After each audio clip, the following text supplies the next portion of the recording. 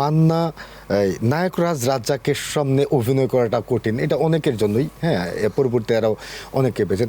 মান্না আসলে কতটুকু করতে পেরেছিলেন? মান্না রাজ্জাক ভাইকে পুরোই ফলো করতো, ফুল। এটা মান্না নিজে রাজ্জাক ভাই স্বীকার করতো। অ্যাকচুয়ালি আমি বলি আপনাকে, ফলো করার জন্য ট্যালেন্ট দরকার।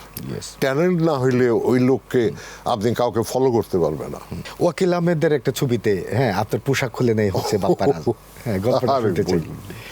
ওই একটা ছবি ছিল, আত্তর ফাত্তর লাগবে নাকি এরকম।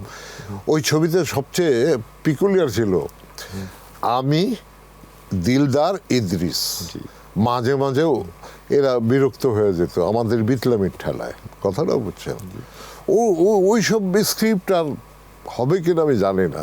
যে ওই মেয়েটা দেখতে চাইছে এর জন্য আমাকে মানে কাপড়ই খুলে নিয়ে গেছে। এরপরে থেকে পরে ছিল আমার ভালো লাগছে স্ক্রিপ্টে লেখা, দেখলাম শিকল টিকল হলো, কি হয়েছে আপনার জন্য ধরবি, আমি শিকল কি চোর নাকি?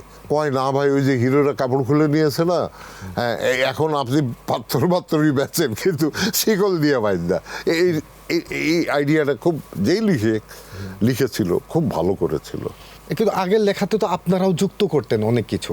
আমরা যে যুক্ত করতাম ডিরেক্টরের সাথে কাউন্সিল করে, হয়তো একটি শব্দ ভালো লাগলো না বা জায়গাটা ভালো লাগলো না, তখন ডাক্তারদের বলতাম ভাই এই জায়গাটা এরকম করি।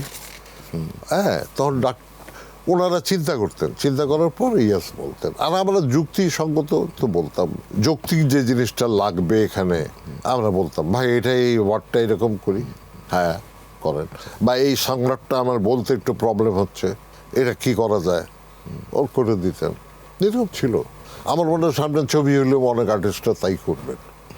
একদম যে প্রপার যে সংলাপটা আপনি লিখছেন, অনেক সময় হয় কি মুখে বাজে, সবারই বাজে, প্রতিটা লোকেরই অনেক দুই একটা শব্দ বাজে, কথাটা হচ্ছে হয়তো সে চেঞ্জ করে নিল, এটা হয়। বাপ্পারাজ নিয়ে যদি বলেন। আরে ভাই, বাপ্পারাজ অনেক হুইটি, সেটের মধ্যে এমন করে বুঝতে পারবেন না। ওর থেকে আবার শিখছিল আমাদের পূর্ণিমা।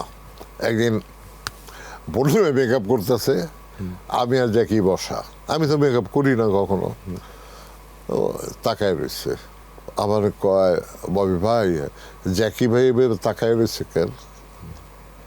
আলে এমনি হয়তো তাকায় রয়েছে, তুমি সুন্দর তাই দেখতেছে। আব্বা ভালো করে দেখেন। আমি জ্যাকি এগুলো এতক্ষণ যে তাকাইলি, মেয়েটা তো তোর আব্বা বললো। জ্যাকি না, আমার ডাক নাম তো আব্বা। কত মানে এই একটা মুড ছিল আমাদের, বুঝছেন, এই মিস করি অনেক সময়।